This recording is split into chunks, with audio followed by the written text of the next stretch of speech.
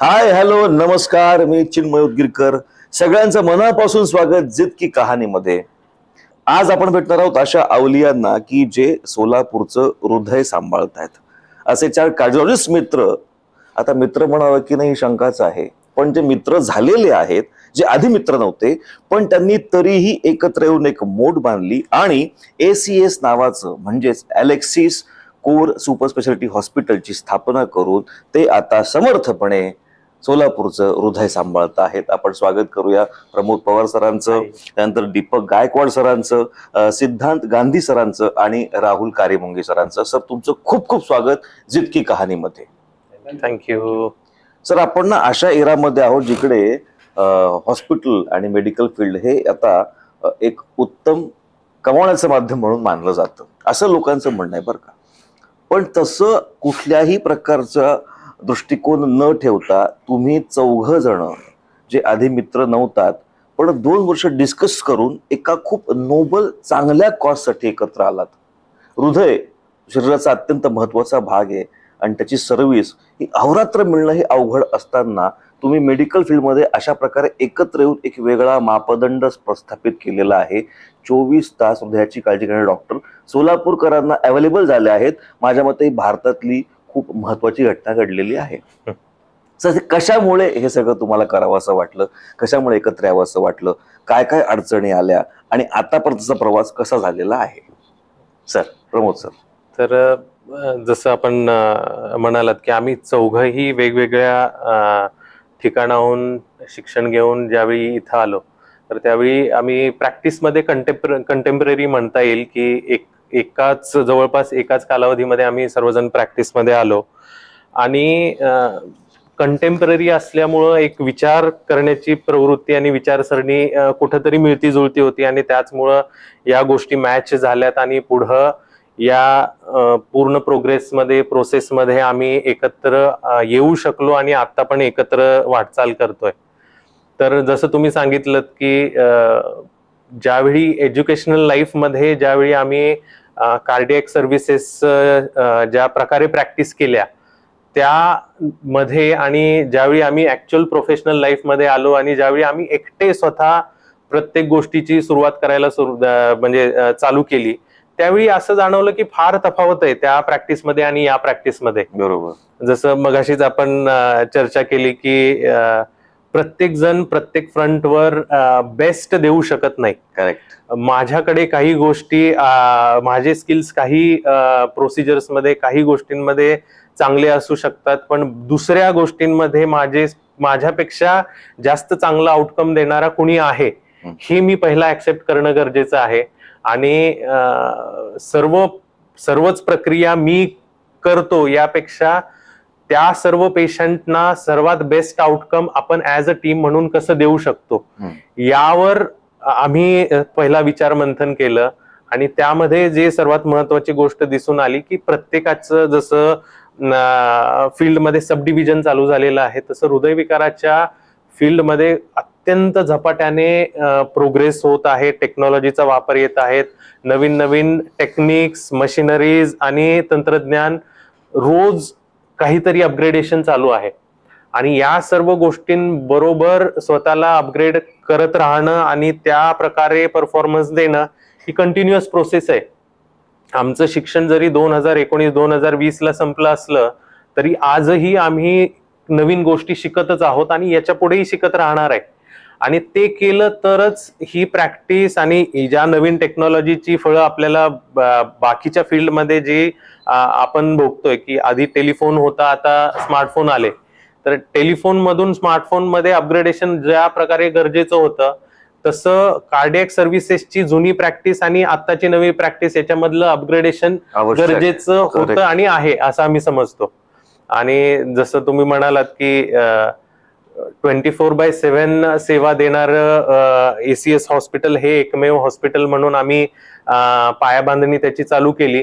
तर त्याचं कारण असंच होतं की मला तो किस्सा अजूनही आठवतो की आता आमच्या चौघांच्या घरांमध्ये मेडिकल बॅकग्राऊंड कुणाचं नाही. आम्ही चौघही जण आमच्या फॅमिलीमधले पहिले डॉक्टर आहोत आणि झाली अशी गोष्ट की मी व्हेकेशनला गोव्याला असताना माझ्या आत्याला हार्ट अटॅक आला आणि तिथून कॉल चालू झाला की असा प्रॉब्लेम चालू झालाय, काय आलाय. आणि त्यावेळी मी आणि डॉक्टर गांधी दोघं एकाच इन्स्टिट्यूटमध्ये काम करत होतो. आणि त्यावेळी मग मी फोन केला की असं असं आहे, माझ्या आत्याला अटॅक आलेला आहे. त्यांनी लगेचच अँजिओग्राफी केली, अँजिओप्लास्टी केली आणि सेटल झाल्या.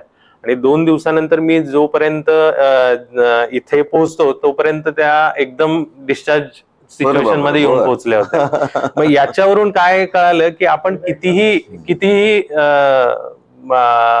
त्या क्षेत्रामध्ये बेस्ट परफॉर्म करत असलो तरी आपण 24 तास 12 महिने त्या ठिकाणी अवेलेबल नाही राहू शकत.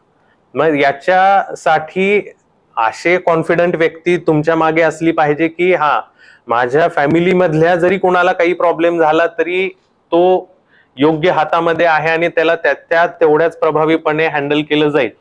हा कॉन्फिडन्स येणं गरजेचं आहे आणि तो आमच्या चौघांना एकमेकावर आहे. म्हणजे आज मी ज्यावेळी ड्युटीवर असतो तेव्हा बाकीचे 3 एकदम शांतीमध्ये निवांत झोपू शकतात, कारण काही इमर्जन्सी आली तर मी हँडल करू शकतो. आणि त्याच्या दुसऱ्या दिवशी मी झोपू शकतो, कारण सेकंड पर्सन आलेला तेवढाच कम्पॅटेबल आहे आणि तेवढ्याच इफेक्टिव्हली ती प्रक्रिया करू शकतो. तर ते 24 तास येण्याचं कारण तेच होतं. आणि जसं तुम्हाला म्हटलं की हार्ट अटॅक ही काही सांगून येणारी किंवा वेळ पाहून येणारी गोष्ट नाहीये.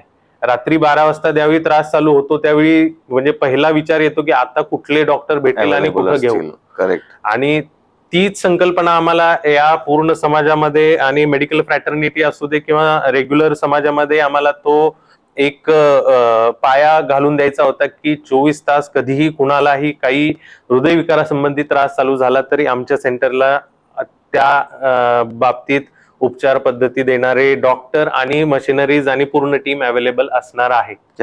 आणि आम्ही 1 सप्टेंबर पासून ज्या प्रकारे स्थापना म्हणजे या ACS हॉस्पिटलची घोडदौड चालू केली, तिथपासून आतापर्यंत असे कित्येक एक्झाम्पल आहेत की काही डॉक्टरांचे फॅमिली मेंबर्स असतील ज्यांना अचानक त्रास चालू झालाय आणि आल्यानंतर अवघ्या 17व्या मिनिटाला अँजिओप्लास्टी करून पेशंट पूर्ण स्टेबल झालेला आहे. 17 मिनिट म्हणजे असं आहे की मी तुम्हाला कॉल केला आणि मी इथे पोहोचेपर्यंत जेवढा वेळ लागतो तेवढ्या वेळात पेशंट येऊन स्टेबल होऊन रिलॅक्स झालेला आहे. आणि हेच अचीव्ह करायचं होतं आम्हाला. आणि हे इंटरनॅशनल स्टँडर्ड्स आहेत, ज्याला आपण जसं टाइम इज मनी असं प्रोवर्ब आहे, तसं आमच्या कार्डिओलॉजीमध्ये प्रोवर्ब आहे टाइम इज मसल. करेक्ट.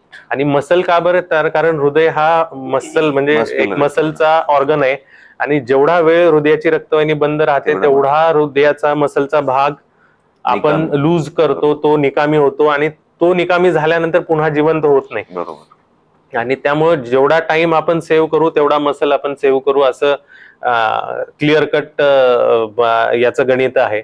आणि त्यासाठी ऍक्सेसिबिलिटी, अफोर्डेबिलिटी, अवेलेबिलिटी या सर्व गोष्टींची ताळमेळ घालणं गरजेचं आहे. आणि जसं तुम्ही म्हणालात की आता अपग्रेडेशनच्या या जमान्यामध्ये जसं ऍडव्हान्स टेक्नॉलॉजी आणणं, अंगीकृत करणं आणि ते पेशंटला त्या गोष्टींचा फायदा करून देणं ही आमची नैतिक जबाबदारी आहे. जसं आता आपणच चर्चा करताना त्या गोष्टी आल्या की आर्टिफिशियल इंटेलिजन्स आणि अँजिओग्राफी आणि अँजिओप्लास्टी याची व्याख्या वर्षानुवर्ष बदलत आलेली आहे. आणि आता फक्त रक्तवाहिनीमध्ये रक्त चांगल्या प्रमाणात पोहोचताना दिसतं एवढं हे अँजिओप्लास्टीचं सक्सेस म्हणता येत नाही. तर तिथं एवढा एरिया अचीव्ह करायचा होता आणि मी एवढा एरिया अचीव्ह केलेला आहे हे प्रूव्ह केलं तरच तुम्ही सक्सेसफुल अँजिओप्लास्टी केली असं मानलं जातं. आणि त्याचं मापदंड आता आलेले आहेत. आणि त्याचमुळे आम्ही सर्वात पहिला त्या गोष्टीचा अवलंब चालू केला की नाही, ज्या गोष्टी जे बेस्ट आउटकम ज्या बेस्ट आउटकम देण्यासाठी गरजेच्या आहेत आणि त्या बाबतीत समाजामध्ये प्रबोधन करणं गरजेचं आहे. आता मागच्याच वर्षी आम्ही या गोष्टीसाठी समाज प्रबोधन करायला चालू केलं की पायाच्या नसांचे आजार हेही अँजिओप्लास्टीने बरे होऊ शकतात. आता बऱ्याच लोकांना असं हे माहित नसतं की पायाची अँजिओप्लास्टी करता येते ही काही वेगळीच संकल्पना आहे. हृदयाची हार्ट अटॅक साठी, छातीत दुखण्यासाठी अँजिओप्लास्टी करता येऊ शकते याची लोकांना म्हणजे माहिती असते, पण पायाच्या अँजिओप्लास्टीचं काही कोणाला हे नसतं. त्यामुळे सुरुवात समाज प्रबोधनामधून करणं गरजेचं आहे की जर तुम्ही डायबिटीजचे पेशंट आहेत आणि चालताना तुमच्या पायामध्ये वेदना होत आहेत, तर एक विचार तुम्हाला पायाच्या नसांची चेकिंग करून तिथे रक्तपुरवठा सुरळीत होतोय का ते पाहणं, हे सगळं आलं पाहिजे. बरोबर आहे. तर तिथं पहिल्या पेशंटला कळायला पाहिजे की हा मला त्रास होतोय आणि याला काहीतरी सोल्युशन आहे. बरोबर बरोबर. आणि सोल्युशन आहे हे समजल्यानंतर मग आमचा रोल होतो. जर तर म्हणजे लोकांना या सगळ्या दृष्टिकोनातून या सगळ्याचा विजनचा विचार करून तुम्ही सगळ्यांनी एकत्र ठरवलं. पण ही एकत्रची जी स्टोरी आहे ना सर, ती धम्माल आहे.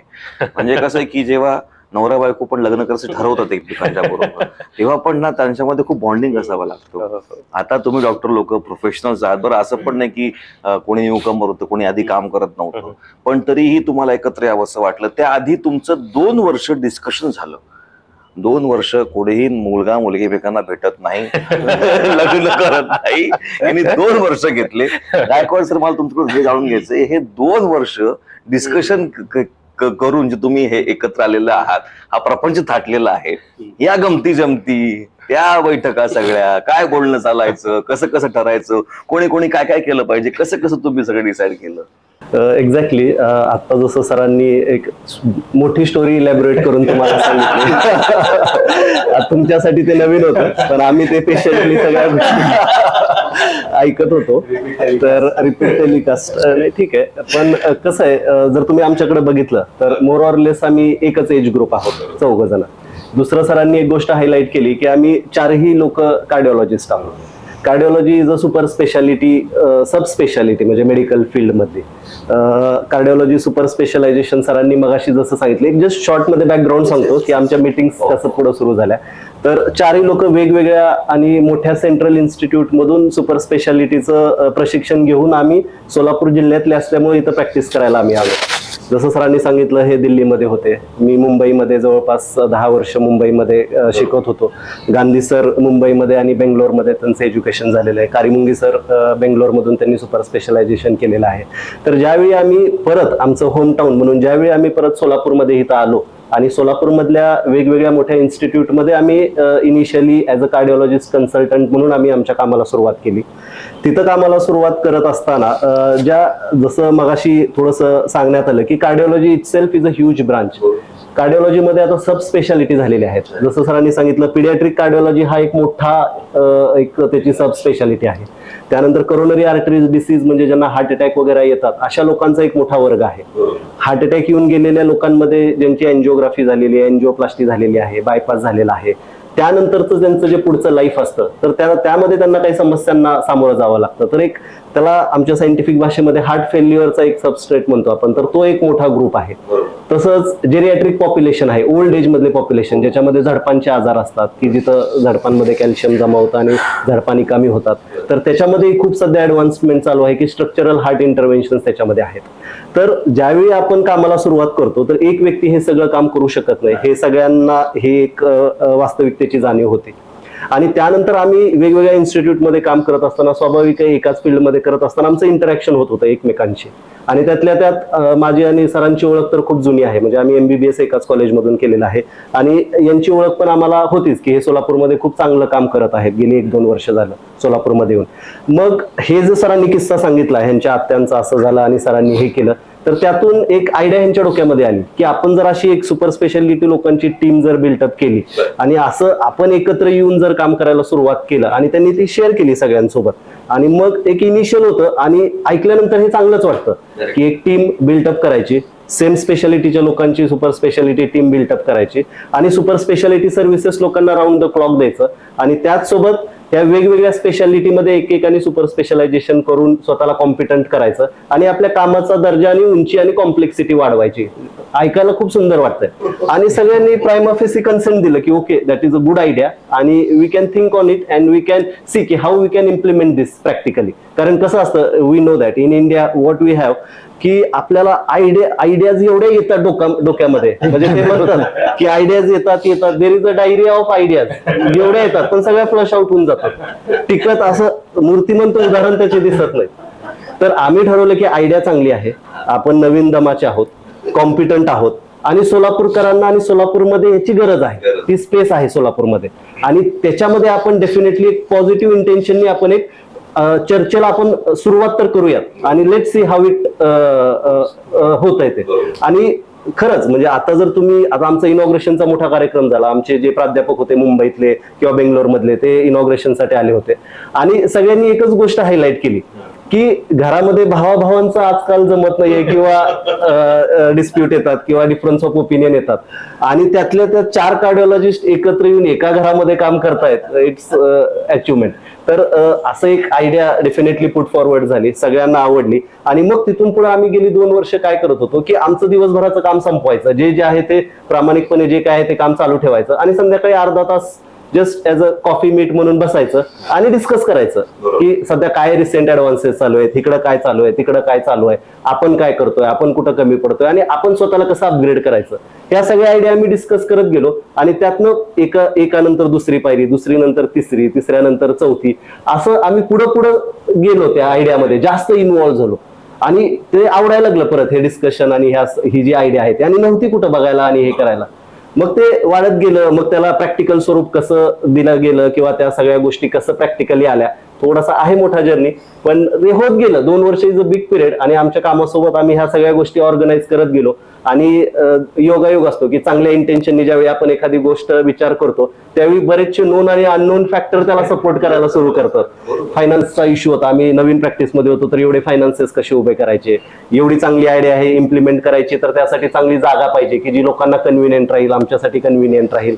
तर ह्या सगळ्या गोष्टी योगायोगाने घडत गेल्या आणि हे स्वप्न आज सत्यात उतरलेलं आपल्याला दिसतंय. आणि त्याबद्दल आणखी आम्ही कसं कामाला सुरुवात केली किंवा काय काय करतोय, काय काय ऍडव्हान्स गोष्टी समोर आणल्यात ते सर तुम्हाला थोडंसं हायलाइट. ते तर येणारच आहे सर. मला एकच गोष्ट राहून विचारायची, मी गांधी सरांना विचारतो कारण सर खूप बोलतात डोळ्यातून त्यांच्या प्रचंड वाक्य बाहेर पडतात. हे जे 4 जण एकत्र बांधले, तुम्हाला माहिती नाही, 4 वाद काढलेले बॉम्ब आहेत, यांना मी कसं बांधून ठेवलेलं मी तुम्हाला काय सांगू, क्या क्या पापड वेलणे पडले. सर कसं आहे की कुठे पण आपण एखादा व्यवसाय सुरू केला तर त्या ठिकाणची एक मानसिकता असते आणि ज्यांना घेऊन आपण सुरू केलं त्यांची पण एक मानसिकता असते. या 2 मानसिकतांच्या बाजूला आपल्याला खेळावं लागतं. तर मला खरोखर तुम्ही जेन्युइनली सांगा, खरं सांगा, शपथ आहे तुम्हाला, प्रत्येकाचे स्वभाव वैशिष्ट्य काय आहेत, तुम्ही एकमेकांशी कसं जुळवून घेतलेलं आहे आणि या बदलत्या सोलापुराच्या अनुषंगाने आता मेडिकल हब होऊ पाहत आहे, जिकडे एवढ्या ऍडव्हान्स गोष्टी येत आहेत, एवढी कॉम्पिटिशन आहे, त्या बदलत्या सोलापुराच्या बदलत्या मानसिकतेशी तुम्ही 4 जण कसे जुळवून घेतात ACSच्या माध्यमातून? सरांनी आय थिंक सगळा प्रवास सांगितला आमचा 4 वर्षाचा, मागच्या 2 वर्षातला. बेसिक आम्ही काय कुठलीही टीम एकत्र येते ना त्याच्यामध्ये फॅमिली इन्व्हॉल्वमेंट पाहिजे. हे एक बेसिक मी थोडंसं आमच्या घरात बिझनेस फॅमिली असल्यामुळे ते एक होतं माझ्या मनात की फॅमिलीचा सपोर्ट तेवढाच गरजेचा आहे. त्यामुळे आम्ही पहिल्या 2-3 मीटिंग नंतर हे डिसाईड केलं की पुढच्या मीटिंगला फॅमिलीला आणायचं. Nice idea. मग त्याच्यानंतरच्या मीटिंग्स मध्ये आमच्या वाईफ इन्व्हॉल्व्ह होत गेल्या, त्यांचं एकमेकींबरोबर बॉन्डिंग वाढत गेलं. ते महत्वाचं कारण आम्ही रात्री अपरात्री जे बाहेर पेशंट पाहतो किंवा हॉस्पिटलसाठी मीटिंग अरेंज घेत होतो, तर ह्याच्या सगळ्याचा सपोर्ट हा त्यांचा असल्यामुळे ते सगळं शक्य होत होतं. त्याच्यामुळे त्यांना इन्व्हॉल्व्ह करून घेत आम्ही ते पुढे गेलो. त्याच्यामुळे आय थिंक मी म्हणेन की ही मागची 2 वर्ष आणि त्याच्यानंतर आम्हाला एक कॉन्फिडन्स आला की आम्ही 4 एकत्र राहू शकतो. तुम्ही दुसरं बोलला की कुणाचे काय स्पेशलिटी आहेत, कुणाचे काही ड्रॉबॅक्स आहेत, तर प्रत्येकाचे काही ना काही ड्रॉबॅक्स असतात, काही ना काही पॉझिटिव्ह विचार असतात. तर याच्यात हे होतं की आम्ही 4 एकत्र आल्यावर हे ठरवलं की सक्सेस हे group practice is a group practice. तर ग्रुप प्रॅक्टिसचा ट्रेंड हा पूर्वीपासूनच आहे, पण सुपर स्पेशलिस्ट कार्डिओलॉजिस्ट एकत्र येऊन ग्रुप प्रॅक्टिस करणे हे आय थिंक महाराष्ट्रातलं पहिलं एक्झाम्पल आहे आमचं. मग ग्रुप प्रॅक्टिस करत असताना जे सक्सेस झाले त्यांचं तर सगळेच जण फॉलो करतात, कौतुक करतात. जे फेल्युअर झाले ते जिथे काही लोकांना अपयश आले, आम्ही त्यांना स्पेसिफिकली जाऊन विचारलं की अपयश कशामुळे आलं, की आम्ही म्हणजे काय कुठलीही गोष्ट पुढे जाताना फेल्युअर कुठे कुठे येऊ शकतं, कुणाचा इगो हर्ट होऊ शकतो, कुठल्या गोष्टी अडचणी येऊ शकतात, याच्यावर पहिल्यांदा विचार केला. तो आम्ही विचार केला की दॅट इज आवर बेस. तो बेस पक्का करण्याचा आम्ही प्रयत्न केला आणि मग त्याच्या पद्धतीने आम्ही जे सक्सेस झालेत त्या टीम बरोबर बोललो, ज्यांचं फेल्युअर झालेत, काही टीम फेल झाल्यात त्यांच्या बरोबर बोललो आणि मग त्याच्यातून आम्हाला तो पुढचा आयडिया किंवा प्रवास थोडासा सोपा झाला आमचा. तुम्ही मगाशी बोलला की मेडिकल फील्ड कमर्शियल झालंय, हा लोकांचा समज आहे, लोकांचा काही सगळ्याचा समज आहे, आता तो तसाच झालाय. पण कमर्शियल झालंय तर मेन बेसिकली काय, आमचं medical field more the technology more would be the cost. Yes, तुम्हाला टेक्नॉलॉजी जर पाहिजे असेल, नवीन नवीन तंत्रज्ञान जर पाहिजे असेल तर त्याची कॉस्ट लागते. आम्ही चौघं एकत्र आल्यानंतर पहिलं डिस्कस केलं, अरे ही मशीन मी एकटाही आणू शकतोय, हे मी कन्स्ट्रक्शन एकटाही कोणी उभा करू शकतो. तसे एक्झाम्पल आहेत, एकट्याने हॉस्पिटल उभा केलेली महाराष्ट्रामध्ये खूप सारे एक्झाम्पल आहेत. पण मग एकट्याने उभा करायचं म्हटलं की त्याची कॉस्ट लागेल. हे जर आपण चौघजण डिवाइड केलं तर आपण ते कमीत कमी कॉस्टमध्ये, कमीत कमी किमतीमध्ये ही सर्व्हिस, जी वर्ल्ड क्लास इन्फ्रास्ट्रक्चर आहे आपल्याकडे, ज्या जागतिक स्तरावरच्या ज्या कार्डिओलॉजी रिलेटेड सर्व्हिसेस आहेत, फॅसिलिटीज आहेत, त्या आपण कमीत कमी किमतीमध्ये त्या आपण अवेलेबल करून देऊ शकू आणि आपण लोकांपर्यंत पोहोचवू शकू. तो मेन मोटिव्ह हेतू होता. जसं मी सांगितलं की बॅकग्राऊंड हे असल्यामुळे, माझं बिझनेस फॅमिली बॅकग्राऊंड असल्यामुळे एक डोक्यात हे होतं की तुम्ही क्वालिटी दिली, सर्व्हिस दिली तर पैसा हा येतोच. तो काही कुठल्याही क्षेत्रात बिना पैशाचं किंवा ह्याचं होतच नाही. त्याला थोडंसं आपल्याला टेक्नॉलॉजी सर्व्हिस द्यायची आहे म्हटल्यावर त्याला ते रूप येणारच आहे त्याला. पण जर तुम्ही एकत्र आलाच, स्पेसिफिकली 4 सुपर स्पेशलिस्ट कार्डिओलॉजिस्ट, तर डेफिनेटली आपल्याला कॉस्ट कट डाऊन करता येते आणि ती बेस्ट क्वालिटी ऑफ सर्व्हिसेस देता येते.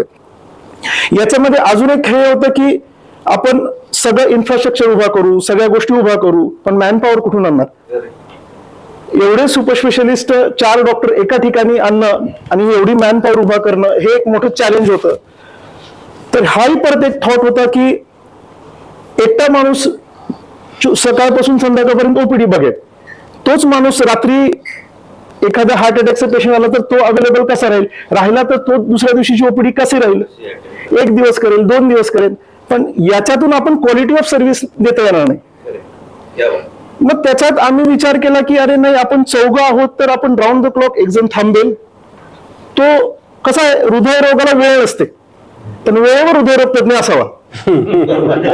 हे मात्र आमच्या 2 वर्षात, जसं आता सरांनी सांगितलं, त्याच्यामुळे हे आमच्या डोक्यात पक्का बसलं होतं की आपल्याला आमच्या म्हणजे गोल्डन आवर म्हणतात, म्हणजे तुम्ही ऐकलं असेल प्रायमरी अँजिओप्लास्टी. हृदयरोग लक्षणं सुरू झाल्यापासून 2 तासाच्या आत अँजिओप्लास्टी झाली पाहिजे आणि हॉस्पिटलमध्ये पोहोचल्यापासून 60 मिनिटाच्या आत अँजिओप्लास्टी झाली पाहिजे. तर हे एक एम होतं. हे प्रायमरी अँजिओप्लास्टी 10-20 वर्षापासून बऱ्याच ठिकाणी होतात, पण याच्यामध्ये टायमिंग फार व्हेरी करतं. जेवढा टाइम डिले होईल तेवढं हार्ट मसल डॅमेज होतं. मग आमचा हाही हेतू होता की बाबा रात्री अपरात्री पेशंट आला तर आपण त्याला ते प्रायमरी अँजिओप्लास्टीची टीम अवेलेबल करू, आपण तर थांबूच, तर ही केअर आणि ही सर्व्हिस आम्हाला ती देता येईल. जेणेकरून आता एक परवा ह्यांनी एक एक्झाम्पल दिलं 17 मिनिटाचं, त्याच्यापेक्षा आता रिसेंट एक्झाम्पल म्हणजे 35 वर्षाचा तरुण 1.5 तास हॉस्पिटलमध्ये पोहोचण्यापूर्वी त्याला चेस्ट पेन सुरू झालं होतं. तिथून एका फिजिशियनकडे गेला, फिजिशियननी ईसीजी पाहिला, त्यांनी तात्काळ फोन केला की म्हणजे मेजर हार्ट अटॅक आहे, असं आहे. टीम तयार होती आमची. डायरेक्टली तिथून आम्ही कॅज्युअलिटी मधून कॅथलॅबमध्ये घेतला आणि पुढच्या 11 मिनिटात, म्हणजे डोर टू बलून टाइम म्हटलं जातं आमच्याकडे, डोर टू बलून टाइम मराठीत त्याला, पेशंट हॉस्पिटलमध्ये पोहोचल्यापासून अँजिओप्लास्टी होईपर्यंतचा 11 मिनिटात अँजिओप्लास्टी झाली. अरे बापरे. याच्यात सांगण्याचा मेन हेतू हा की प्रोसिजर सोपी होती. आता ते आम्ही एवढे वर्ष करत आलो, त्याच्यामुळे अँजिओप्लास्टी हा तर काही मेजर इश्यू नाही आहे, पण ह्याच्यात टाइम आणि टीम, याच्यामध्ये जो आल्यानंतर आम्ही इको केला त्याच्यामध्ये पंपिंग त्याचं 40% होतं, जे डिस्चार्ज करताना 60% पंपिंग, नॉर्मल पंपिंगने तो गेला. आणि 35 वर्षाचा असल्यामुळं ते खूप मॅटर करतं त्याच्या पुढच्या आयुष्यात. भविष्याच्या दृष्टीने हेच जर पंपिंग लो राहिलं असतं, त्याचं कार्डियक मसल जे म्हटलं डॅमेज झाले असता, त्याला हार्ट फेल्युअर होणं, अरिथमियाज होणं, दम लागणं, ह्या कॉम्प्लिकेशन पुढे भविष्यामध्ये राहतात. कारण हा डिपेंडंट एज ग्रुप आहे, याच्यावर त्याची पूर्ण फॅमिली डिपेंड आहे. तर त्याला ऑन टाइम वेळेत ट्रीटमेंट मिळणं हे फार गरजेचं आहे. आमचं याच्यात हेच नाही की ट्रीटमेंट मिळव, आम्ही याच्यासाठी प्रयत्न करतोय की तरुण लोकांना हृदयरोग होऊच नये, आणि झालाच तर वेळेत ट्रीटमेंट मिळून त्याला उपचार मिळावा आणि त्याचा भविष्याचा पर्यंत विचार करून ह्या सगळ्या टीम उभा केली आहे. टीम उभा करण्यामागे आता सरांनी सांगितलं आम्ही 10 मिनिटात, 15 मिनिटात, 11 मिनिटात ह्या ज्या प्लास्टिक करतोय, it's just because of team. Yes. आम्ही परत म्हणजे प्राऊडली सांगतो की आमच्याकडे 50 बेडचा सेटअप आहे, पण स्टाफ 110 आहे. हे सुरुवातीला आम्हाला महिना 2 महिन्यात आम्हाला वाटलं की बाकी सगळं मीटर सुरू होतं, बाबा हे सगळं होईल का नाही. पण ज्यावेळी हा असं एक एक्झाम्पल होऊन जातं, त्यावेळी मात्र आपण केलेल्या कामाची किंवा आपलं झालेल्या सगळ्या ठेवलेल्या सगळ्या केलेल्या कामाची चीज झालं असं एक सॅटिस्फॅक्शन मिळतं की बरे ठीक आहे, 50 काय 150 स्टाफ, 110 काय 150 स्टाफ ठेवू, पण हे टाइम मध्ये झाली अँजिओप्लास्टी आणि त्याचं आयुष्य पुढचं सुखकर झालं, हे जास्त समाधानकारक होतं. राहुल सर सगळे मस्त बोलतायत sir. पण एक असं ना सर, एक नाईट वॉचमन असतो काय, तो येतो तो वेळेवरती चौकी चक्के मारतो. नाईट वॉचमन आहे, is a very good artist. Is me guitarist. आता म्हणणार होतो सर की डॉक्टर पेक्षा पण ऍक्टर अजून चांगले तुम्ही. ऍक्च्युली आम्ही विचार केला होता आपले सर जर त्या साईडला असतील तर आम्ही आमच्याकडचं एक आर्टिस्ट तिकडे ठेवूया. जेन्युइनली ऑड इव्हन फार होतं. किंवा सर मला असं वाटलं की फिमेल पेशंटला येण्यासाठी एक काहीतरी लक्षणीय प्रेक्षणीय ठिकाण असावं.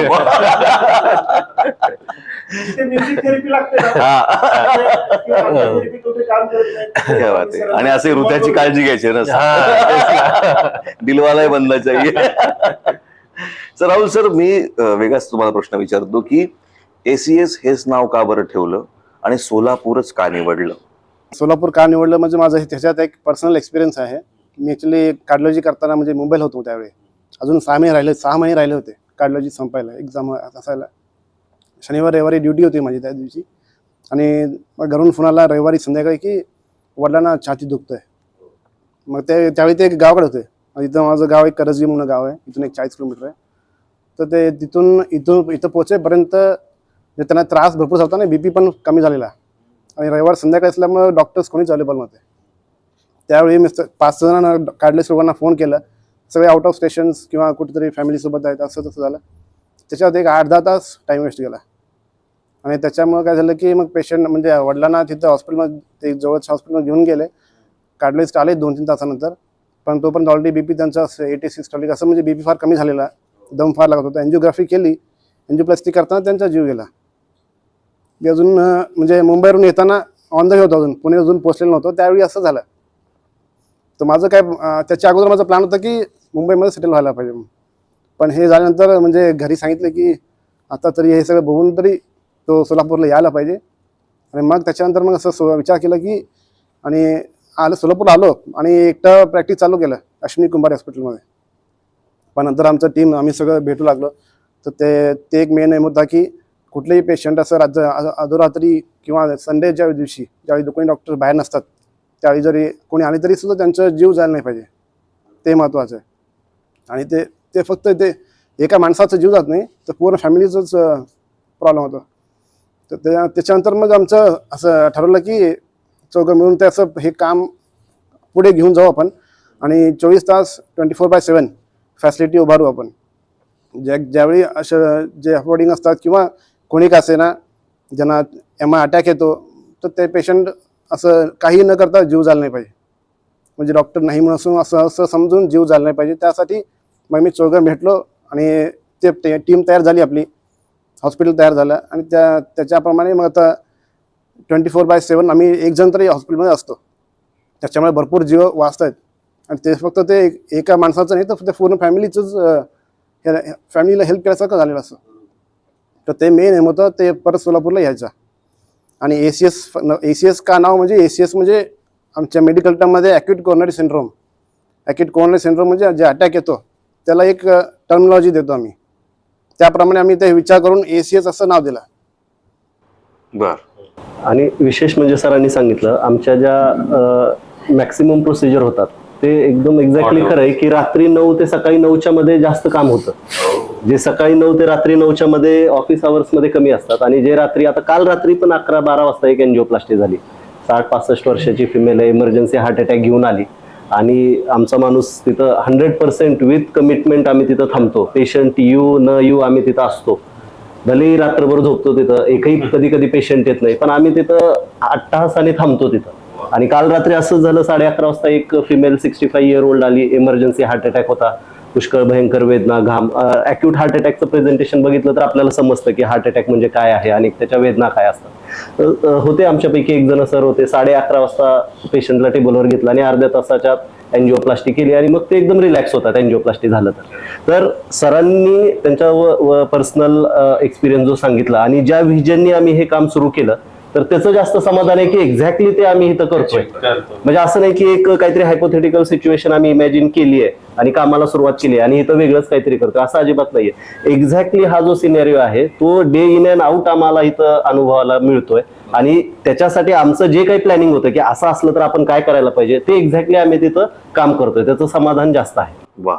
आणि हे मी जबाबदारीने सांगतो की हे सोलापूरमध्ये मोठे हॉस्पिटल आहेत, कॉर्पोरेट आहेत, आमच्यापेक्षा 3 पट जास्त बेड कॅपॅसिटी आहे, वेगवेगळ्या स्पेशालिटीचे 10 एक्स्ट्रा डॉक्टर तिथे अटॅच असतील, पण रात्री 11:30 वाजता आलेला पेशंट 12 वाजता हा फक्त ACS-च्या कॅथलॅब टेबलवरच झोपू शकतो. एवढं आम्ही. आणि काल मॅक्सिमम प्रोसिजर झाल्या होत्या. 10 वाजता कॅथलॅब बंद झाली होती, सकाळी 8ला सुरू झालेली, तरी पण कॅथलॅबचा स्टाफ आला. आम्ही तर करतोच आहे, मी त्यांचं विशेष काल कौतुक केलं की बाबा आला बाबा तुम्ही, तुमचं इथे एवढंच आहे. लगेच ते 11:30ला अवेलेबल झाले आणि 12 पर्यंत प्लास्टी झाली. आणि हार्ट अटॅक मध्ये इमर्जन्सी आवर मध्ये जे आपण इंटरव्ह्यू करतो ना, ते अतिशयोक्ती अजिबात नाहीये, ते एक्झॅक्टली लाईफ सेव्हिंगच असतं.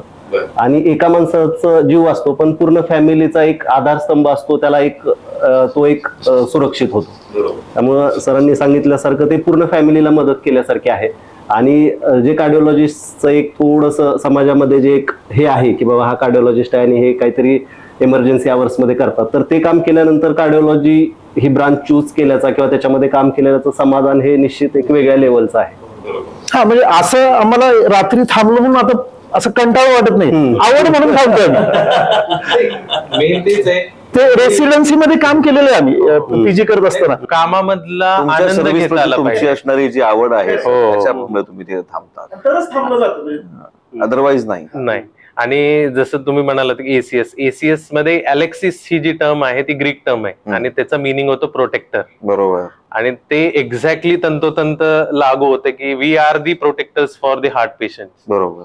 आणि त्यामुळं एसीएस आम्हाला ते हायलाइट यासाठीच करायचं होतं की अॅक्यूट कोरोनरी सिंड्रोम म्हणजे लेमॅन टर्म मध्ये हार्ट अटॅक ज्याला म्हणतात की ACS is ACS hospital. If you have ACS you reach ACS hospital will take care of everything else. So याच एसीएस बद्दल मला जाणून घ्यायचं सर की एसीएस मध्ये कुठल्या कुठल्या सर्व्हिसेस आहेत, कुठल्या कुठल्या फॅसिलिटीज आहेत, हृदयाच्या कुठल्या कुठल्या रोगांवरती, कुठल्या कुठल्या प्रॉब्लेम्सवरती इकडे सोल्युशन काढलं जातं, पॉलिसीज काय काय आहेत. अरे मुंगी सर सांगतील, ते छान सांगतात त्या विषयावर with music therapy. Yes sir. Facilities म्हणजे जे बेसिक आपण ओपीडी फॅसिलिटीज आणि आयपीडी फॅसिलिटी असं 2 डिवाइड करतो आपण. ओपीडी मध्ये कन्सल्टेशन तर असतंच, त्यासोबत ECG मशीन्स, 2D जे त्यामध्ये सुद्धा ॲडव्हान्स मशीन्स आहेत, फिलिप्स मशीन्स आहेत, ते कॉस्टली आहेत. इंडिव्हिज्युअली घ्यायला गेले तर ते आपल्याला परवडत नाही, पण आपण ॲज अ टीम आपण घेतो, चौघं असल्यामुळे आपण ते अफोर्ड करू शकतो. तर ते फिलिप्स इको मशीन आहे, प्लस ट्रेडमिल टेस्ट आहेत, होल्टर मॉनिटरिंग म्हणजे त्याला आपण हृदयाचे ठोके जास्त कमी होतात ज्या पेशंटना, त्यांना आपण 24 तास 48 तास ते मशीन बसून ते हृदयाचे ठोके चेक करतो आपण, त्याला होल्टर मॉनिटरिंग म्हणतात. आणि ॲम्ब्युलेटरी ब्लड प्रेशर मॉनिटरिंग, हे सगळे ओपीडी बेसिसवर आम्ही हे टेस्ट करतो. त्यासोबतच ट्रान्सइसोफेजियल इको हे सोलापूरमध्ये 1-2 ठिकाणीच अवेलेबल आहे, ज्यात आम्ही एंडोस्कोपीसारखं एक ट्यूब असतं, त्यातून जाऊन आपण हार्ट चेक करतोय. जसं बाहेरनं स्कॅन 2D इको करतो सोनोग्राफी, तसं आतनं जाऊन तोंडातून जाऊन एंडोस्कोपीसारखं ते हृदयाची सोनोग्राफी केली जाते, त्याला ट्रान्सइसोफेजियल इको म्हणतात.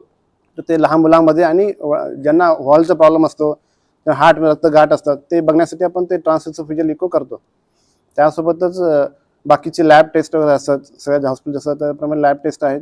आणि आयपीडी फॅसिलिटीजमध्ये सगळ्यात महत्त्वाचं म्हणजे आमचं कॅथलॅब, ॲडव्हान्स्ड मशीन जी इलेक्ट्रिकचं मशीन आहे, त्याबरोबर इन हाऊस आम्ही लागलं तर इंट्राव्हेस्क्युलर अल्ट्रासाऊंड, ज्या ह्यांनी प्रमोद सरांनी सांगितलं त्याप्रमाणे अल्ट्रासाऊंड आर्टरीच्या आत जाऊन सोनोग्राफी करून मग ते एक्झॅक्ट स्टेंट साईज किती, स्टेंटचं लेंथ किती ते बघण्यासाठी ते मशीन असतं, ते पण आम्ही गरज असते त्याप्रमाणे मागवतो.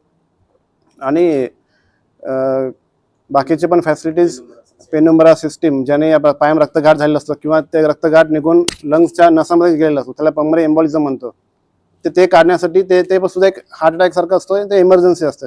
वेळेवर जर रक्तगाठ ते काढले नाही तर मग ते माणसाचे जीव जायचा रिस्क असतो. त्यावेळी आम्ही ते पेनुम्ब्रा सिस्टीम म्हणून ते फक्त सोलापूरमध्ये एकच ठिकाणी ACS मध्ये अवेलेबल आहे. हां, ते कॅथेटर त्यांनी आपण पायाच्या नसातून जाऊन हार्टमधून क्रॉस करून लंग्सच्या नसामध्ये जातो, तिथून ते रक्तगाठ ओढून काढतो. ते सक्शन मशीन सारखं असतं, व्हॅक्युम क्लिनर सारखं सक्शन मशीन असतं. ते रक्तगाठ काढलं की मग ते रक्त सुरळीत होतं, मग ते ऑक्सिजनेशन वाढतो, रक्ताचं ऑक्सिजनेशन वाढतो आणि ते त्याप्रमाणे मग बीपी वाढणार, त्रास कमी होणार. इनफॅक्ट म्हणजे त्यांचा पेशंटचा जीव वाचतो. तर ते पेनुम्ब्रा सिस्टीम ते अवेलेबल ते हॉस्पिटलमध्ये डे 1 पासून अवेलेबल आहे. ते हॉस्पिटल फक्त ते ACS हॉस्पिटलमध्येच सध्या अवेलेबल आहेत. आसपासच्या डिस्ट्रिक्टमध्ये बघितलं तर एकच सेंटरमध्ये अवेलेबल आहे. गायकवाड सर आणि गांधी सर, मला विचारायचं आहे की हृदय आणि त्या अनुषंगाने असणारे आजार म्हटल्यानंतर लोकांना घाम फुटतो की खूप एक्सपेन्सिव्ह असणार, आणि त्यात इतक्या अद्ययावत फॅसिलिटीज सकट, मशिनरी सकट आपण सोलापुरामध्ये आहोत. तर काय कॉस्टच्या अनुषंगाने तुम्ही सांगा? मला माहिती आहे प्रश्न दुय्यम आहे, पण तरी हा महत्वाचा यासाठी आहे कारण का लोकांना पण हे कळलं पाहिजे की महानगरांपेक्षा सुद्धा कमी किमतीमध्ये आपल्याकडे या गोष्टी घडू शकतात, उत्तम ट्रीटमेंट मिळू शकते. तर असं आहे का, आणि अशा काही फॅसिलिटीज आपल्या ACS मध्ये आहेत? नाही, निश्चितपणे जसं सांगितलं की टेक्नॉलॉजी जेवढी ॲडव्हान्स्ड आपण अवेलेबल करण्याचा प्रयत्न करतो, तर टेक्नॉलॉजी सोबत त्याच्याशी संलग्न असणारी किंवा निगडीत असणारी कॉस्ट पण त्याच्यासोबत अटॅच राहते. तर तो भाग आपण सेपरेट करू शकत नाही. तर कसं आहे की ह्या ज्या आता आमच्या सेटअपमध्ये variety of procedures under one रूप आहेत. पिडियाट्रिक इंटरव्हेन्शन्स आहेत, जसं सांगितलं की लहानपणी जे हृदयामध्ये छिद्र असतात आणि ते काही डिव्हायसेसच्या माध्यमातून आपण कुठलीही चिरफाड न करता आपण ते बंद करू शकतो. आणि ते खूप पेशंटसाठी इम्पॉर्टंट असतं, कारण लहान मुलं असतात, मुली असतात, त्यांचं जर ओपन हार्ट सर्जरी झालं तर एक स्कार राहतो आणि तो एक कॉस्मेटिक प्रॉब्लेम होतो फिमेलसाठी आणि ह्याच्यासाठी. तर पालकांचं आणि बऱ्याच वेळा त्या कारणासाठी ते ऑपरेशन करण्याचं टाळतात कॉस्मेटिक रिझनसाठी, आणि पुढे जाऊन जो प्रॉब्लेम लहान वयामध्ये मायनर वाटतो, त्याचा लगेच काही त्यांना त्रास होत नाही, तो ती व्यक्ती ज्यावेळी मोठी होते, ती मुलगी असेल किंवा मुलगा असेल, त्यावेळी तो आपल्या मॅनेजमेंटच्या पलीकडे निघून जातो, त्याच्यामध्ये आपण काही करू शकत नाही. तर हे जे सगळे इंटरव्हेन्शन आहे त्याला पिडियाट्रिक कार्डियाक इंटरव्हेन्शन म्हणतो. त्यानंतर अडल्ट्समध्ये जसं हार्ट अटॅकचे जे पेशंट आहेत, तुम्ही एक्झॅक्टली बरोबर बोललात की पेशंटची संख्या वाढतीये, तरुण वयोगटामध्ये हार्ट अटॅकचं प्रमाण वाढतंय, रात्री अपरात्री कधी पेशंट वेळ काळ न बघता येतात, तर त्याच्यासाठी जे असतं ते कोरोनरी इंटरव्हेन्शन्स असतात, त्याला एन्जिओग्राफी, एन्जिओप्लास्टी ह्या गोष्टी लागतात. काही ठराविक पेशंटमध्ये बायपासचा सल्लाही दिला जातो. आणि जेरियाट्रिक पॉप्युलेशन्समध्ये काही स्ट्रक्चरल इंटरव्हेन्शन असतात, जिथं ज्या झडपा असतात हृदयातल्या ते कृत्रिम डिव्हाइस टाकून त्या झडपा बदलता येऊ शकतात. तर हे सगळे इंटरव्हेन्शन जे आहेत ते आपल्याकडे अवेलेबल आहेत. राहिला भाग कॉस्टचा, तर ह्याच्यामध्ये कसं आहे की टीम वर्क असल्यामुळं आणि राऊंड द क्लॉक अवेलेबिलिटी असल्यामुळं त्यामध्ये थोडंसं आम्हाला कॉस्ट कटिंग करता येतं. किंवा एक्झॅक्टली, कारण एखादी इंटरव्हेन्शन आहे, समजा आता माझ्याकडे हॉस्पिटल आहे पण माझ्याकडे तो एक्सपर्ट अवेलेबल नाहीये, तर तो एक्सपर्ट समजा मी पुण्यातून बोलवतोय, मुंबईतून बोलवतोय, तर ऑब्व्हियसली की त्याचं कॉस्ट एस्कलेट होतं. किंवा एखादं पेसमेकर डिव्हाइस टाकायचंय आणि पेसमेकरची समजा माझ्याकडे कॅथलॅब आहे, माझा सेटअप आहे, पण I am not competent enough to do the procedure, तर मला काय करावं लागतं की एखादा एक्सपर्ट बाहेरून बोलवावा लागतो आणि त्याच्याकडनं काही काम करून घ्यावं लागतं, तर त्याचं सगळं कॉस्ट एस्कलेट होत जाते. तर इन हाऊस 4 वेगवेगळ्या डिपार्टमेंटमध्ये एक्सपर्ट असणारे लोक असल्यामुळं शक्यतो आम्हाला आउटसोर्सिंग कुठलंही करावं लागत नाही. सगळं एक्सपर्टीज इन हाऊस आहे. कॉम्प्लेक्स करोनरीज असल्या तरी त्यामध्ये ज्या इमेजिंग लागतात, रोटा लागतं, आयओस ओसीटीचे एक्सपर्ट आमच्याकडे आहेत, स्ट्रक्चरल इंटरव्हेन्शनचे एक्सपर्ट आमच्याकडे आहेत. आणि डेफिनेटली आम्ही ज्यावेळी ह्या एका विजननी हे हॉस्पिटल चालू केलं तर त्याच्यामध्ये जास्त कमर्शियल अँगलने आम्ही त्याच्याकडे बघत नाही. आम्ही त्याच्याकडे बघतो की अवेलेबिलिटी, बेस्ट क्वालिटी सर्व्हिस आणि ऍट एनी पॉसिबल टाइम, म्हणजे 24 hours मध्ये. तर त्या इंटेन्शननी आम्ही काम करतो. हॉस्पिटल चालवावं लागतं, सरांनी सांगितलं तसं 110चा स्टाफ आहे, टेक्नॉलॉजी आहे, ह्याचं सगळं कॉस्ट असतं, पण जेवढं शक्य तेवढं कॉम्पिटेटिव्ह पॅकेज ठेवण्याचं. बरं, मी एक पाऊल पुढे जाऊन हे म्हणतो की सोलापूरमध्ये सगळ्यात जास्त इकॉनॉमिकल पॅकेज एन्जिओप्लास्टीचे आमचेच आहेत. क्या बात आहे. वा. सगळ्यात बेसिकली हे काय फरक इथे सर, कॉम्पिटिशन हे कॉर्पोरेट इथे ऍडमिनिस्ट्रेशन हे डॉक्टर करतायत, तुम्ही कॉर्पोरेट मध्ये ऍडमिनिस्ट्रेटर सेपरेट राहतात. त्यामुळे आम्हाला बेसिक माहिती की आम्ही कॉस्ट कटिंग कुठे करू शकतो ते आमच्या हातात आहे. त्यामुळे डेफिनेटली तिथे कॉस्ट कटिंग होते आणि डेफिनेटली प्रत्येक डॉक्टर हा थोडा सेन्सिटिव्ह राहतोच. कुठेही कॉर्पोरेटमध्ये काम करणाराही राहतो, पेरिफेरीला काम करणाराही राहतो. त्यामुळे आम्ही डॉक्टर प्लस ऍडमिनिस्ट्रेशनचं काम करत असल्यामुळे तो आम्हाला माहिती आहे की कॉस्ट कटिंग कुठे होते. आणि बाकी सरांनी जसं सांगितलं की सगळे एक्सपर्ट इथे असल्यामुळे, आउटसोर्सिंग कुठून करायची गरज नसल्यामुळे, मशिनरीज इथे असल्यामुळे आम्हाला त्या गोष्टी मिनिमम पॅकेजमध्ये देणं शक्य झालंय आणि करतोय. याचं एक्झाम्पल म्हणजे आता आम्ही ॲव्हिगो सिस्टीम एक नवीन आता आमच्या हॉस्पिटलमध्ये इन्स्टॉल होतीये. तर ॲव्हिगो म्हणजे जसं सरांनी मगाशी बोलले, आर्टिफिशियल इंटेलिजन्स गायडेड एंजिओप्लास्टी, आयवस, इंट्राव्हस्क्युलर अल्ट्रासोनोग्राफी. आतापर्यंतचा ट्रेंड काय होता की आम्ही एंजिओग्राफी केल्यानंतर एंजिओप्लास्टी करताना 2 डायमेन्शनल इमेजेस पाहत होतो. तर 2 डायमेन्शनल इमेज घेताना पहिल्यांदा वायर पास करणे, त्याच्यानंतर बलून पास करणे, बलून किती साईजचा आहे त्याच्यानुसार अंदाज घेणे आणि त्या अंदाजावर एंजिओप्लास्टी करणे, हा आतापर्यंतचा ट्रेंड होता. याच्यामध्ये 0.1 mm 2 mm हा एरर दॅट इज ऍक्सेप्टेबल सगळीकडे होऊ शकतो. पण ही एरर कमी करण्यासाठी मागच्या 5 ते 7 वर्षापासून आयवस म्हणजे इंट्राव्हस्क्युलर अल्ट्रासोनोग्राफी गायडेड एंजिओप्लास्टी हा ट्रेंड वेस्टर्न कंट्रीजमध्ये, मेट्रो सिटीजमध्ये हा आलेला आहे. सोलापूरमध्ये तो ट्रेंड आम्ही मागच्या 3 वर्षापासून आयवस गायडेड एंजिओप्लास्टी करत आलेलो आहोत. आता आयवस गायडेड एंजिओप्लास्टी करत असताना आम्हाला मशीन जी आहे कन्सोल ते पुणे, मुंबई किंवा बेंगलोर या 3 ठिकाणाहून अवेलेबल जसं होतं तसं ते मागवावं लागतं. आता मात्र आम्ही इन हाऊस ठेवल्यामुळे त्याची 20-30% कॉस्ट कटिंग आम्हाला करता येईल आणि ते राऊंड द क्लॉक ती सर्व्हिस पण देता येईल. हे एक एक्झाम्पल झालं. हे आयवस मशीन आहे. तशाच पद्धतीने रोटा म्हणजे आता ब्लॉक आहे एखादा 70-80% आहे. ब्लॉक जेवढा जुना होत जातो तेवढा तो हार्ड होत जातो. तर बऱ्याच वेळेला रुटीन एंजिओप्लास्टी त्याच्यामध्ये पॉसिबल नसते. तर अशा केसेसमध्ये ड्रिल, त्या क्लॉटला तुम्ही व्हॉट्सअपवर व्हिडिओ पाहिले असतील, तर अशा केसमध्ये ड्रिल करून तो क्लॉट पहिल्यांदा सॉफ्ट केला जातो आणि मग तिथे एंजिओप्लास्टी केली जाते. तर ही फुल टाइम मशीन किंवा ह्या मशिनरी सगळ्या आपण तिथे आणण्याचा प्रयत्न करतोय, काही आता इन्स्टॉल होत आहे. ह्या सगळ्या पॉसिबिलिटीजमुळे, शक्यतेमुळे आपले पॅकेजेस हे फार कमी होत आहे. हे त्याच्यामध्ये आहे. आणि सरांनी पेनिम्ब्रा डिव्हाइस बद्दल बोलले. सो पेनिम्ब्रा इज व्हॉट की हे तुम्ही व्हॉट्सअपवर व्हिडिओ पाहिला असेल, तो मशीन आत जाते आणि ते ब्लड क्लॉट सक करतात. आतापर्यंतचा ट्रेंड हा होता की अशा पेशंटला रक्त पातळ व्हायचं इंजेक्शन अजूनही आहे, तो अजूनही दिलं जातं. रक्त पातळ व्हायचं इंजेक्शन दिलं जातं बाहेरून.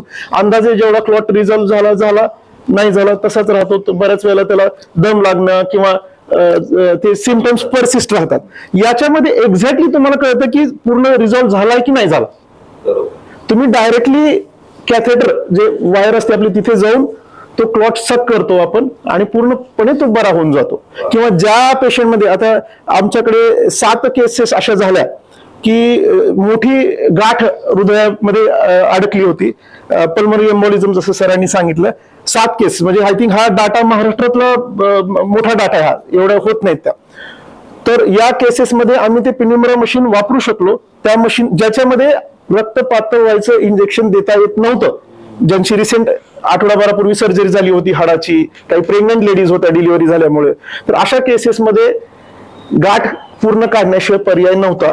त्या 7ही केस सक्सेसफुली आम्ही तिथे एसीएस हॉस्पिटल मॅनेज करू शकलो विथ डेफिनेटली. आणि एक कॉस्ट विचारलं जस्ट त्याच्यामध्ये एक ऍड ऑन करतो की सगळे आता इन्शुरन्स कव्हर सगळे वाढतायत सोसायटीमध्ये, सगळेजण अवेअर होत आहेत हेल्थ इन्शुरन्सच्या बाबतीमध्ये.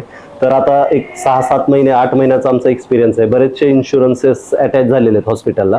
आणि दुसरं महत्वाचं म्हणजे मुख्यमंत्री सहायता निधीचं एक जे असतं लोकांमध्ये, तर तेही फाईल्स सध्या प्रोसेसमध्ये आहेत. तर लवकरच मुख्यमंत्री सहायता निधीचे जे 1 लाख रुपये पेशंटला मिळतात डायरेक्ट सीएम ऑफिसमधून, तिथून कार्यालयातून, तर ते जरी त्याचा बेनिफिट मिळाला तर मोठं बर्डन पेशंटचं कमी होऊ शकतं. तर त्या दृष्टीनेही आम्ही पॉझिटिव्हली सगळे एफर्ट्स टाकतोय की कसं बर्डन कमी करता येईल आपल्याला, क्वालिटी आणि हे सगळं कॉम्प्रोमाइज न करता. अजून सर पुढे काय काय सर्व्हिसेस आपण देऊ इच्छिता?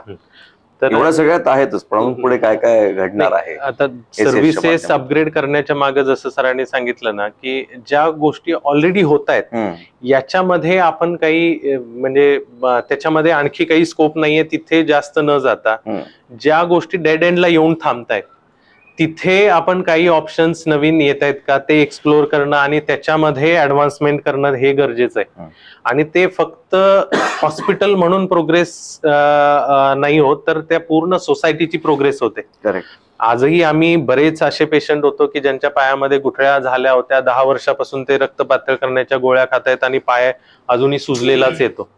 कारण पायातल्या गुठळ्यांना रक्त पातळ करण्याच्या गोळ्या आणि इंजेक्शन खेरीज काही उपचार पद्धती आधी उपलब्ध नव्हती, पण आता त्या गोष्टीचा काही वेगळ्या पद्धतीने उपचार होऊ शकतो ही माहिती या सर्व लोकांपर्यंत पोहोचणं गरजेचं आहे. आणि त्यामुळे आमचं जे अवेअरनेस कॅम्पेन चालू होतं ते पहिला मेडिकल फ्रॅटर्निटी, की तुम्हाला असा कुठला पेशंट जर पाहण्यात असेल की ज्याच्या पायामध्ये काही प्रॉब्लेम आहे आणि त्याच्या गुठळ्यांमुळे त्याला त्रास होत आहे आणि आधीची सर्व ट्रीटमेंट त्याची फेल गेलेली आहे, तर त्या पेशंटमध्ये आम्ही स्वतः त्या गोष्टीला मॅनेज करण्याचा प्रयत्न करू.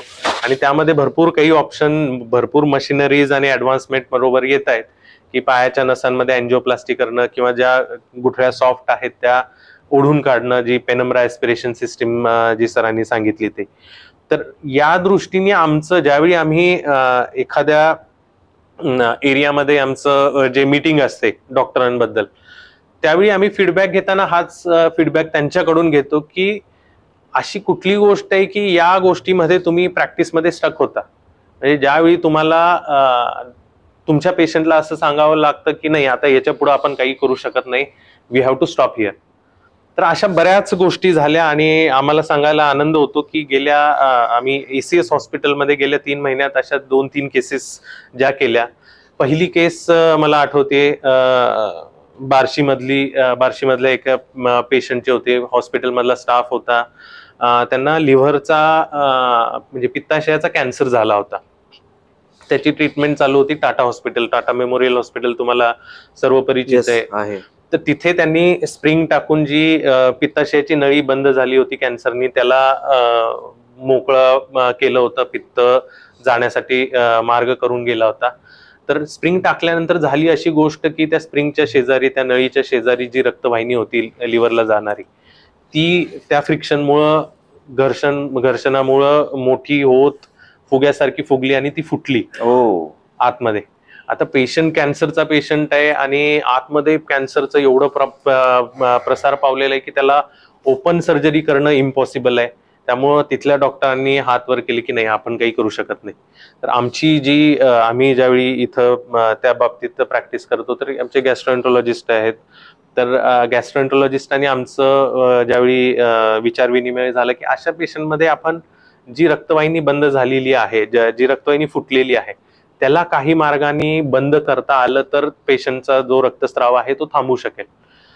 जसं आपण हृदयाच्या रक्तवाहिनी फुटल्यानंतर ज्या प्रकारचं तंत्रज्ञान वापरतो ते तंत्रज्ञान आपण इकडं लागू करू शकतो का, या अनुषंगाने आम्ही विचार मंथन चालू केलं आणि ते फायनली सेकंड अटेम्प्ट मध्ये पूर्णपणे सक्सेसफुली ती रक्तवाहिनी बंद केली आणि त्या पेशंटचा रक्तस्राव बंद झाला.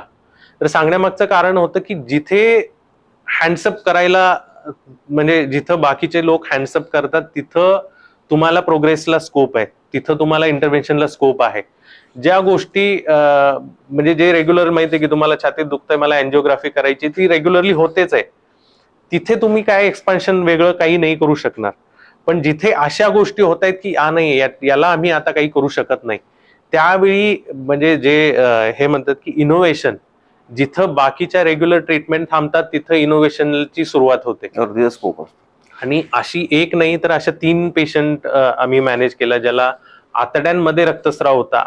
आतड्याच्या रक्तवाहिन्यांची अँजिओप्लास्टी करून आतड्यांच्या रक्तवाहिन्यांचा पण अटॅक येतो. ही गोष्ट ऐकताना वेगळी वाटेल, पण अचानक पोटात वेदना चालू होणं, तिथं गुठळी तयार होणं आणि त्याची अँजिओप्लास्टी करून ते क्लिअर करणं, ही गोष्ट पहिल्यांदा चालू केली.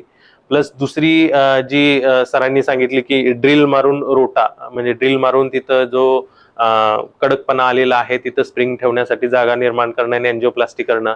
याचबरोबर आणखी एक ऍडव्हान्स टेक्नॉलॉजी आली आहे ती म्हणजे इंट्राव्हेस्क्युलर लिथोट्रिप्सी. तर जसं मुतखडे असतात की लेझरच्या साह्याने फोडून ते बाहेर काढले जातात, पहिला ओपन सर्जरी करावी लागायची, तसं काही प्रमाणात कॅल्शियमच्या खड्यांचं प्रमाण अतिशय जास्त झालं तर त्याला ड्रिल मारून त्याला पूर्णपणे जागा तयार नाही होत, तर त्याला शॉक वेव्ज म्हणजे अल्ट्रासॉनिक वेव्हचा मारा करून त्याच्यामध्ये तडा निर्माण करून मग स्प्रिंग टाकण्यासाठी जागा निर्माण करावी लागते. अशी प्रक्रिया सोलापुरात पहिल्यांदा आम्ही आणली आणि सोलापुरात सर्वात जास्त अशा कॉम्प्लेक्स केसेस आम्ही केलेल्या आहेत. वा वा वा. थोडक्यात काय आमची जितकी कहाणी तिथे सुरू होते मग. जिथं अवघड आहे तिथंच आमची जिद्द चालू होते आणि ते असणं गरजेचं आहे. आणि त्याचं आम्हाला सॅटिस्फॅक्शन आहे की ह्या गोष्टी नाही फार अवघड होत्या किंवा इम्पॉसिबल आधी वाटत होत्या, पण आपण त्या करून दाखवतोय आणि त्या पेशंटला त्यातून मुक्त करतोय, हेच जास्त व्हॅल्युएबल आहे. आणि तिथंच कुठंतरी आम्हाला सर्वांना आनंद आहे की आपण काहीतरी ज्या मोठ्या इन्स्टिट्यूटमध्ये जाऊन आपल्याला आपल्या गुरूंनी जे काही ज्ञान दिलं त्याचं काहीतरी प्रॅक्टिकल इम्प्लिकेशन या समाजाला मिळतायत. म्हणजे पुस्तकी ज्ञान फक्त पुस्तकात राहण्यापेक्षा ऍक्च्युअल प्रॅक्टिसमध्ये आलं तर ते समाज उपयोगी होऊ शकतं. आणि तिथं ही जिद्द गरजेची आहे आणि तिथंच आम्ही जिद्द दाखवतोय. समारोपाकडे येतो सर, काय सांगाल गांधी सर सोलापूरला एसीएसच्या माध्यमातून? एसीएसच्या माध्यमातून सांगण्याच्या अगोदर एक त्यांनी जे सांगितलं आता IVL आम्ही केस केलेली त्याच्याबद्दल एक थोडक्यात एक्झाम्पल सांगतो, म्हणजे आमचा एसीएसचा तो तुम्हाला सगळ्याच गोष्टी हे होऊन जाईल. त्या लेडीज सुरुवात होऊन आम्हाला 1 महिना 1.5 महिना झाला होता आम्हालाही. आणि बार्शीमध्ये एन्जिओग्राफी झाली होती, ओळखीचे होते त्याच्यामुळे ते आल्यानंतर एन्जिओग्राफीची CD पाहिल्यानंतर त्यांना सांगितलं की याला पहिल्यांदा आयवस लागेल, इंट्राव्हेस्क्युलर अल्ट्रासोनोग्राफी. कॅल्सिफाईड दिसतायत, दगड साचलेला दिसतोय रक्तवाहिन्यांमध्ये, रुटीन एन्जिओप्लास्टी तर होणार नाहीये. काही टेक्निक असतात, कटिंग बलून असतात किंवा काही वेगवेगळ्या, तर याने आपण ट्राय करूया. आम्ही मग आयवस पहिल्यांदा अल्ट्रासोनोग्राफी गायडेड रक्तवाहिनीची त्या एन्जिओग्राफी केली परत. त्याच्यात दिसून आलं की फार थिक कॅल्शियम आहे आणि याला IVL लागणार आहे, लिथोट्रिप्सी, इंट्राव्हेस्क्युलर लिथोट्रिप्सी. आणि probably that was the first case in Solapur. आणि लिथोट्रिप्सी लागणार आहे म्हटल्यावर बाहेर आलो. त्याचं लिमिटेशन आहे की इट्स अ कॉस्टली प्रोसिजर.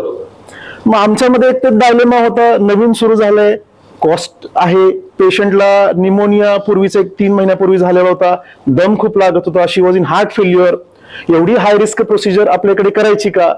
केल्यानंतर त्यांच्याही एक्सपेक्टेशन वाढतात किंवा त्यांनाही तो किती रिलीफ मिळेल या सगळ्या गोष्टीची थोडासा हे होता, डायलेमा होता. त्यांना सगळ्या गोष्टी एक्सप्लेन केल्या, त्यांना काही पुण्याचे ऍड्रेस दिले, ते आठवडाभराने परत आले. जे काय करायचे सिद्धांत इथेच करायचे, आम्हाला इथेच करायचंय.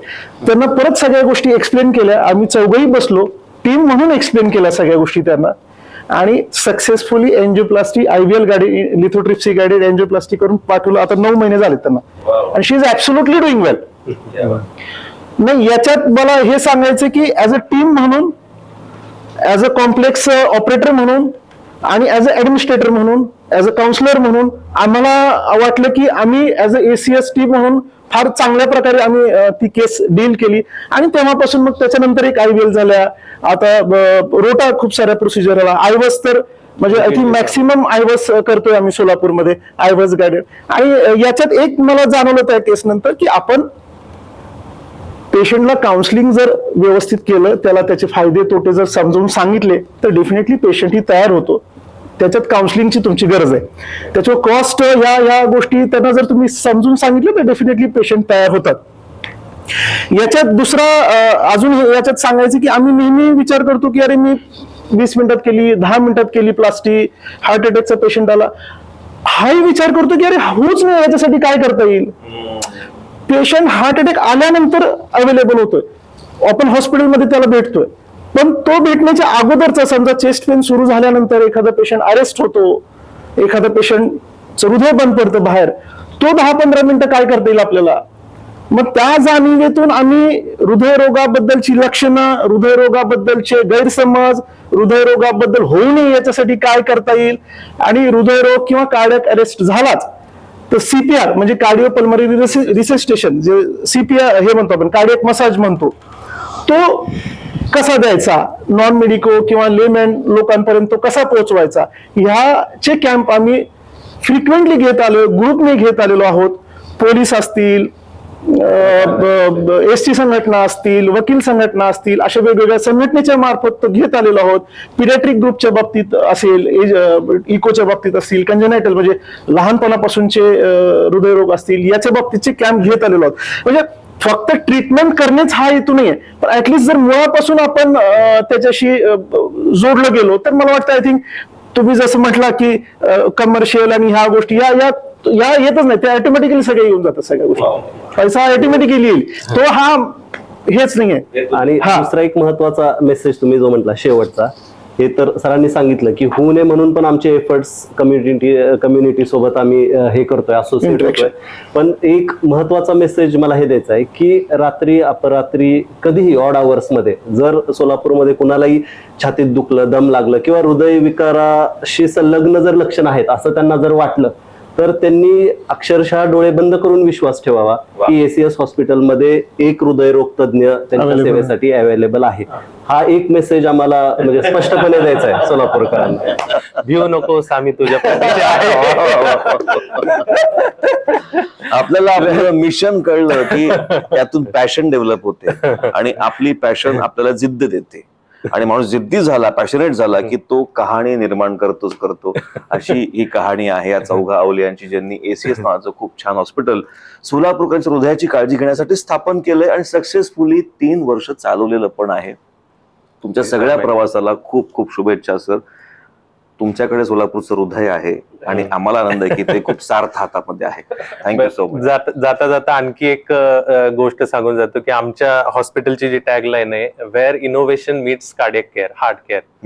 म्हणजे इनोव्हेशन जिथं हार्ट केअर साठी गरजेचं आहे ते आणण्यासाठी आम्ही कमिटेड आहोत. आणि आम्ही आता तुम्हाला शब्द देतो की नेक्स्ट आपलं ज्यावेळी मुलाखत होईल त्यावेळी सोलापुरात पहिलं रोबोटिक अँजिओग्राफी आणि अँजिओप्लास्टी आम्ही करून दाखवण्याचा मानस आता व्यक्त करतो. आणि येत्या काही वर्षात ते साध्य होईलच आणि त्यावेळी आपण 100% पुढच्या जिद्दीला सुरुवात करूया मे बी. होणार तुम्ही करून दाखवणार. Thank you so much. Thank you. Thank you.